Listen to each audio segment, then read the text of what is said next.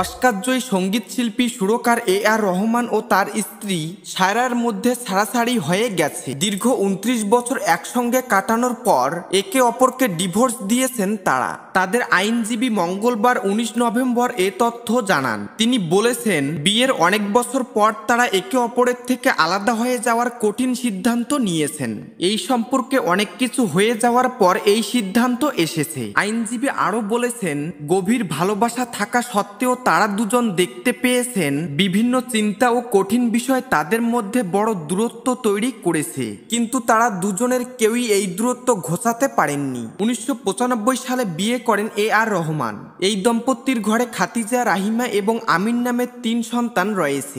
আর রহমানের ছেলে আমিন ইনস্টাগ্রামে দেওয়া একটি পোস্টে লিখেছেন, এই সময়টা সবার কাছে ব্যক্তিগত গোপনীয়তা চাইছি। অপরদিকে আর রহমান লিখেছেন, তাদের আশা ছিল বিয়ের 30 বছর উদযাপন করবেন, কিন্তু সেটি হলো না।